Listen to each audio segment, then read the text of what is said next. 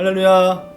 룻기를 보면 나옴이라는 한 이스라엘 여인이 등장합니다. 이 여인은 베들레헴에서 남편과 두 아들과 함께 아주 행복하게 살고 있었습니다. 그런데 베들레헴의 기근이 일어납니다. 이 당시의 기근은 지금의 기근과 달리 생존이 걸린 문제였기 때문에 반드시 먹을 양식을 찾아서 어디론가 떠나야 했습니다. 나오미의 가족 역시 음식의 문제를 해결하기 위해서 어디론가 떠나야 했습니다. 결국 이들이 도착한 곳은 모압 땅이었습니다. 다행히 이 모압 땅에서 나오미의 가정은 음식의 문제를 해결한 듯 보입니다. 그런데 안타깝게도 예기치 못했던 그 비극적인 일들을 연이어서 겪게 됩니다. 가장 먼저는 집안의 가장인 남편이 죽게 됩니다.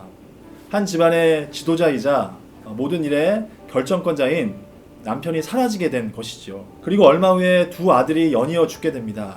경제적인 버팀목이 사라지게 된 것입니다. 이제 나오미의 가정은 남자들이 모조리 죽은 채 여인들만 살게 되었습니다. 그나마 있던 며느리 2명 중에서 한 명도 자신의 집으로 돌아가게 됩니다.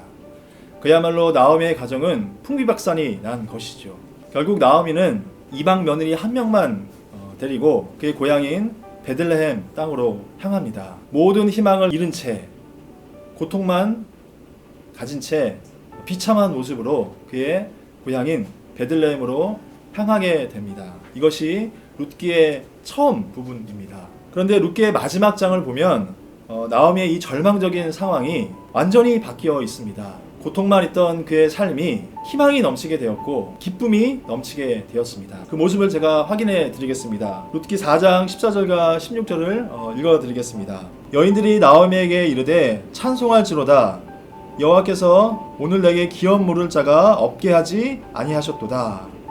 나오미가 아기를 받아 품에 품고 그의 양육자가 되니 나오미에게 자식이 생긴 것입니다. 더 정확히 말을 하면 죽은 아들을 대신하여 나오미의 가정에 대를 이을 귀한 자손이 생긴 것이죠. 이것은 회생이 불가능했던 한 가문이 회생이 가능하게 되었다는 의미입니다. 완전히 끝장이 났던 한 집안이 다시 회복되었다는 의미이지요. 나오미에게 이것보다 더 기쁜 일이 있을까요? 그런데 여기서 질문이 하나 생깁니다. 이 아이는 어디서 생겨난 아이일까요? 더 근본적인 질문을 제가 던져보겠습니다. 나오미의 그 절망적이었던 상황이 도대체 어떠한 일이 있었기에, 도대체 무슨 일이 있었기에 기쁨이 넘치는 상황으로, 또 희망이 넘치는 상황으로 바뀌었을까요? 여러분들은 무엇 때문이라고 생각을 하십니까? 그것은 전혀 예기치 못했던 두 인물이 전혀 예기치 못한 행동을 했기 때문입니다. 나오미에게는 며느리 2명이 있었습니다. 이들은 나오미가 모압 땅에 있을 때 얻게 된 모압 며느리들이었습니다.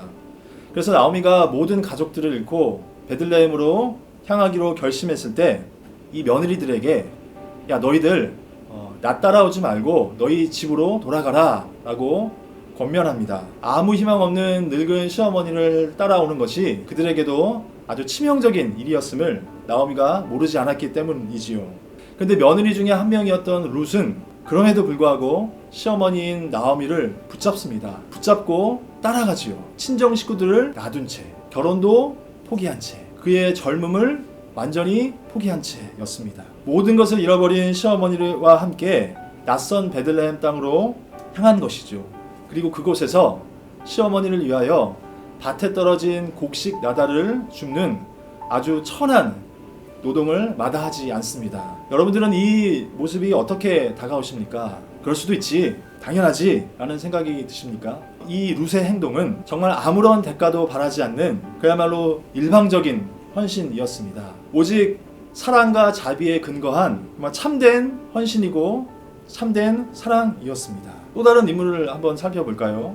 그는 보아스입니다. 이 사람은 나오미의 먼 친척이었습니다. 특별히 이스라엘에는 수혼 제도라고 해서 한 형제가 자녀를 낳지 못하고 죽었을 때 다른 형제가 죽은 형제의 아내에게 자식을 낳게 해주는 제도가 있었습니다. 이렇게 함으로써 죽은 형제의 가문이 끊어지지 않고 계속 이어질 수 있게 했던 것입니다. 새로 아이가 태어난다면 그 아이는 죽은 형제의 자녀가 되고 아이를 낳게 해준 형제의 자녀가 되지는 않습니다. 그리고 특별히 오히려 더 신경 쓸 것도 아주 많아졌다고 합니다. 당연히 아이를 낳게 해준 사람의 입장에서 보면 아무런 이득이 되지 않은 일이었습니다. 그래서 이 당시의 수혼제도가 제대로 이루어지지 않았다는 증거들이 참 많이 발견됩니다. 근데 보아스는 나오미의 가정을 위해서 이 일을 기꺼이 감당합니다. 앞으로 태어날 아이가 자신의 아이가 되지 않았음을 알았음에도 불구하고 이 일을 기쁨으로 또 아주 적극적으로 감당합니다. 결국 나오미의 며느리인 룻과 동침하여 나오미에게 자녀를 선물하지요. 여러분들은 이 일이 어떻게 다가오십니까? 보아스의 이 행동은 정말 아무런 대가도 바라지 않는 정말 일방적인 헌신이었습니다. 오로지 사랑과 자비에 기초한 정말 참된 헌신이고 참된 충성이었습니다. 사랑하는 예담 여러분, 아무런 희망이 없던 나오미의 삶에 정말 기쁨이 넘치고 희망이 넘친 이유를 발견하셨습니까? 그것은 나오미를 향한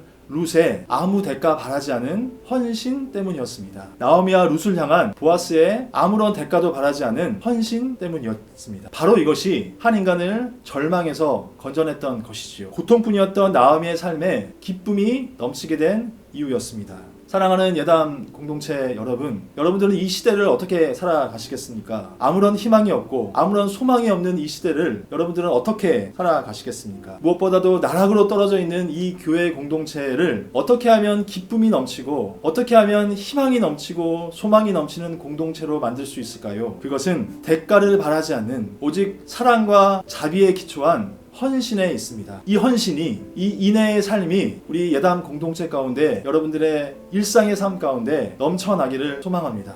기도하겠습니다. 사랑의 하나님,